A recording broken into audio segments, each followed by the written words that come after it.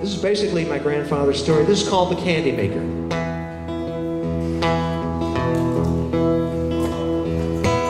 It's a bittersweet kind of story from a long, long time ago, about a man I never had the chance to know.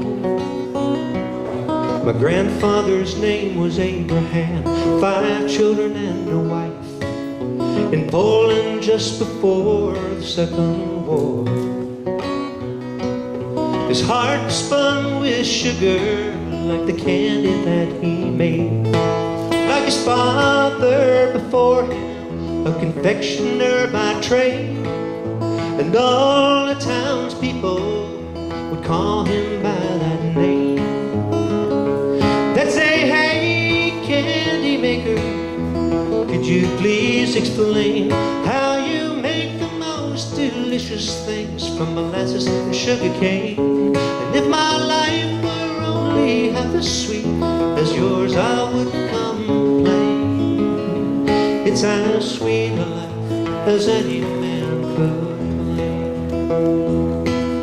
His greatest joy was his family.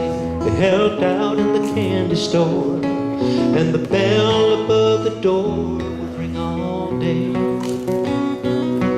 Abe always had a kind word for every customer who came, and for the children he'd give a piece or two away. In the evening folks would gather at the little candy store to listen to Abe's radio that sat beside the door.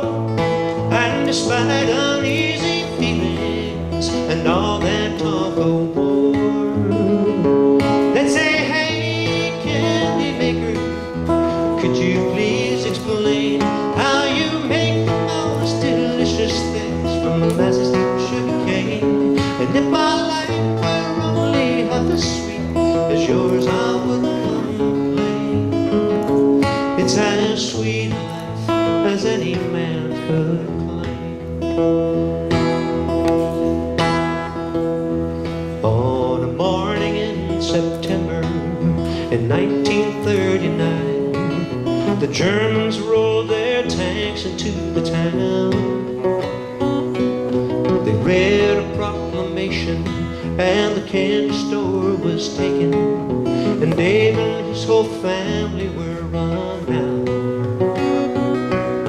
The only thing they carried besides the clothes upon their back was a book of candy recipes passed down from his dad, the sweet and sacred mysteries of the Candymaker's craft.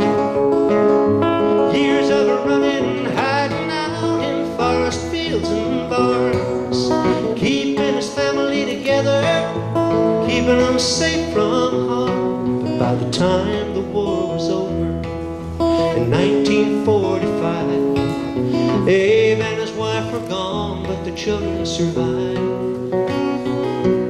They made it to America, had children of their own, and I'm the son of one who made it out alive.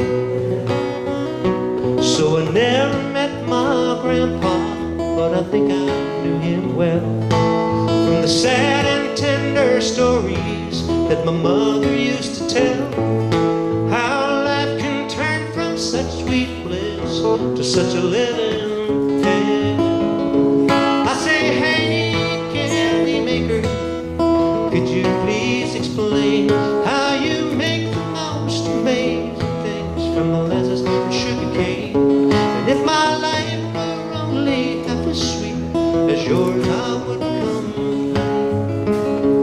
It's as sweet a life as any man could."